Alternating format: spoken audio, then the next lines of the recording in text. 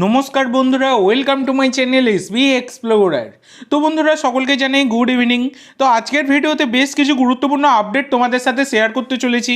তো যারা চ্যানেলে প্রথমবার এসেছো, কিসের ওয়েট করছো, অবশ্যই সকলে একটা করে সাবস্ক্রাইব করে দিও।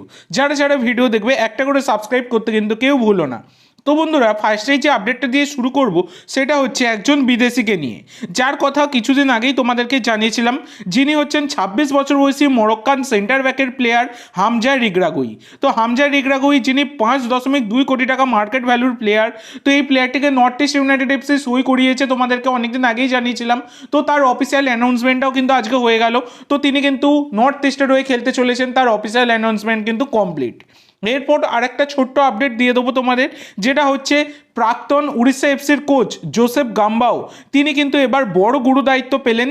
তিনি ইপিএল সাইডের ক্লাব অ্যাস্টন ভিলার আন্ডার-21 টিমের হেড কোচ কিন্তু হয়েছেন, যেটা একটা বড় গুরু দায়িত্ব। অ্যাস্টন ভিলার মতো টিমের আন্ডার-21 টিমের দায়িত্ব পাওয়া চারটেখানি কথা নয়। তো বড় গুরু দায়িত্ব কিন্তু তিনি পেলেন। এরপর তোমাদের যে আপডেটটা দেবো সেটা হচ্ছে ইস্ট বেঙ্গলের আপডেট। তো বন্ধুরা, ইস্ট বেঙ্গল থেকে লোন ডিলের মাধ্যমে জামশেদপুরে যোগ দিলেন ভিপি সুয়ের। তো 31 বছর বয়সী ভারতীয় এই রাইট উইঙ্গার ভিপি সুয়ের সেভাবে কিন্তু ইস্ট বেঙ্গলে সুযোগ পাননি। তো যখন থেকে খালিদ জামিল কোচ হয়েছে তখন থেকে কিন্তু এই ভিপি সুয়েরের ওপর ইন্টারেস্ট শো করছিল জামশেদপুর এফসি।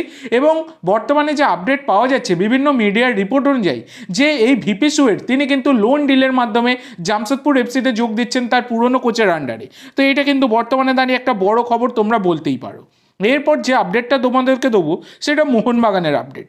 তো বন্ধুরা, কিছুদিন আগেই তোমাদেরকে ভিডিওতে জানিয়েছিলাম মোহাম্মদ ইয়াসিরের ওপর ইন্টারেস্ট রয়েছে মোহনবাগানের।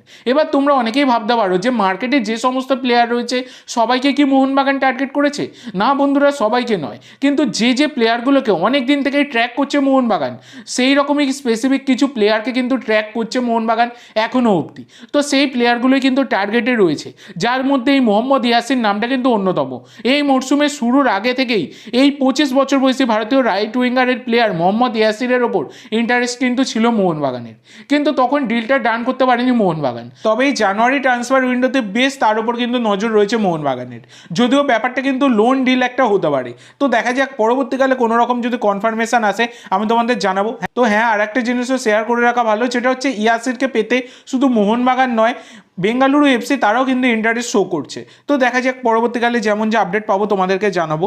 লাস্টে যে আপডেটটা তোমাদেরকে দেবো সেটা হচ্ছে 33 বছর বয়সী স্প্যানিশ সেন্টার মিডফিল্ডের প্লেয়ার জোসেফা বেইতিয়াকে নিয়ে।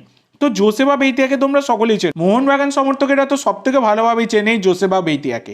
তো জোসেফা বেইতিয়া বর্তমানে কিন্তু দিল্লি এফসির সাথে যুক্ত ছিলেন।